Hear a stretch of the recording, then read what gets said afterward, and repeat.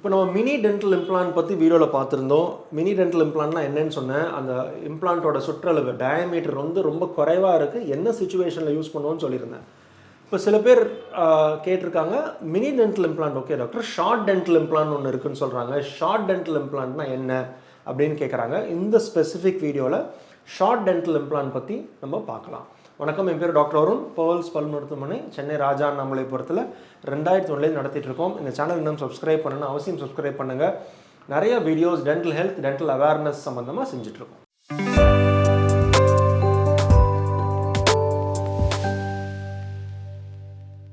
இப்போ short dental implant அப்படின்னா என்னென்னா, இப்போ நான் ஃபஸ்ட்டு சொன்னது என்ன, மினி டென்டல் இம்ப்ளான்ட் வந்து இது எல்லாமே ரூட் ஃபார்ம் இம்ப்ளான்ட். அப்படின்னா என்ன, பற்களோட வேர் இருக்குது, வேர் என்ன மாதிரி ஷேப்பில் இருக்கோ, வேருக்கு ஒரு குறிப்பிட்ட நீளம் இருக்கும், அகலம் இருக்கும், அந்த நீளம் அகலமுக்கு ஏற்ற மாதிரி உள்ளது தான் இம்ப்ளான்ட்.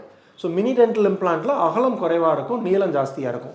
ஷார்ட் இம்ப்ளான்ட் வந்து ஆப்போசிட். ஷார்ட் டென்டல் இம்ப்ளான்ட்னா என்ன, ஷார்ட் டென்டல் இம்ப்ளான்ட்னு ரூட் ஃபார்ம் இம்ப்ளான்ட், அதோட நீளம் குறைவாக இருக்கும், லென்த் கம்மியாக இருக்கும், டயாமீட்டர் அதாவது வித் வந்து அதிகமாக இருக்கும். ஸோ என்ன சுச்சுவேஷனில் இந்த ஷார்ட் டென்டல் இம்ப்ளான்ட் யூஸ் பண்ணுவோம்?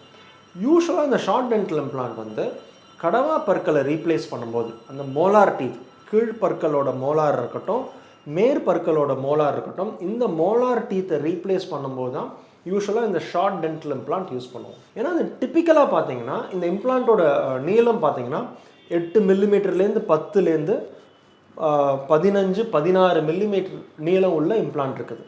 இந்த ஷார்ட் டென்டல் இம்ப்ளான்ட் எல்லாமே வந்து குறைவான லென்த் உள்ளது இம்ப்ளான்ட் இருக்கும். அதாவது 6 mm R 5 mm, 6 to 5 mm தான் இம்ப்ளான்ட்டோட லென்த் இருக்கும், இம்ப்ளான்ட்டோட நீளம் இருக்கும்.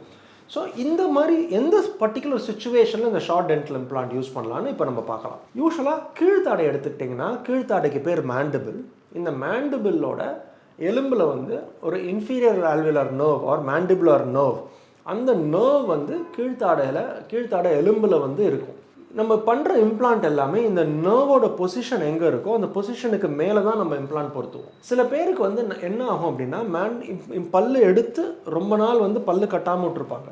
ஸோ ரொம்ப நாள் பல்லு கட்டாமல் இருக்கும்போது என்ன ஆகும், இந்த எலும்பு தேஞ்சு எலும்போட அகலம் மட்டும் குறையாமல் நீளமும் சேர்த்து குறைஞ்சிரும். ஸோ அகலமும் குறைஞ்சிருக்கு, அதோட லென்த்தும் குறையும் போது என்ன ஆகும்னா, இந்த மேண்டிபுலர் கெனாலுக்கு ரொம்ப க்ளோஸாக இருக்கும், மேண்டிபிளோட மேல் பகுதிக்கும் இந்த மேண்டிபுலர் நர்வ் உள்ள ஸ்பேஸுக்கும் உள்ள ஒரு லென்த் வந்து ரொம்ப குறைவாக இருக்கும்.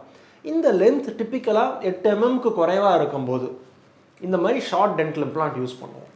ஸோ அப்போ என்ன அட்வான்டேஜ் வந்து, பெருசாக போனோட லெவலை இன்க்ரீஸ் பண்ணாமல், ஹைட்டை இன்க்ரீஸ் பண்ணாமல் இந்த ஷார்ட் டென்டல் இம்ப்ளான்ட் யூஸ் பண்ணி காம்ப்ளெக்ஸாக கிராஃப்டிங் ப்ரொசீஜர்லாம் பண்ணாமல் பற்களை ரீப்ளேஸ் பண்ண முடியும்.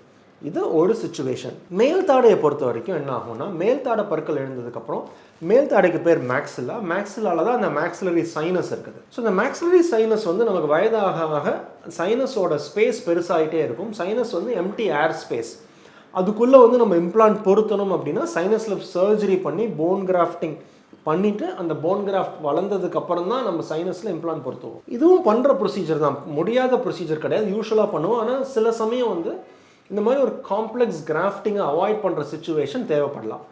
பேஷண்ட்டுக்கு வந்து கிராஃப்ட் வேண்டாமல் இருக்கலாம், ஆர் பேஷண்ட்டுக்கு வந்து காம்ப்ளெக்ஸ் சர்ஜரி பண்ண முடியாதா இருக்கும். சிம்பிள் சர்ஜரி பண்ணும்போது இந்த மேல் தாடையிலையும் ஷார்ட் டென்டல் இம்ப்ளான்ட் பொருத்த முடியும். அதாவது இந்த 5 to 6 mm லென்த் உள்ள இம்ப்ளான்ட் வந்து, ஏன்னா அதுக்கு மேலே வந்து சைனஸ் இருக்குது, அந்த சைனஸை லிஃப்ட் பண்ணி சைனஸ் சர்ஜரி பண்ணாமல் மேல் தாடை எலும்புலையும் ஷார்ட் டென்டல் இம்ப்ளான்ட் பொருத்தி சக்ஸஸ்ஃபுல்லாக நம்ம வந்து பற்களை ரீப்ளேஸ் பண்ண முடியும். இதில் என்ன நம்ம புரிஞ்சுக்கணும், மினி டென்டல் இம்ப்ளான்ட் வந்து யூஸ்வலாக வந்து டிரான்சிஷனல் இம்ப்ளான்ட், ஒரு டெம்பரரியாக சுச்சுவேஷன் ஆர் ஃபோர்ஸ் அதிகமாக இல்லாத சுச்சுவேஷனுக்கு தான் இந்த மினி டென்டல் இம்ப்ளான்ட் யூஸ் பண்ணுவோம்.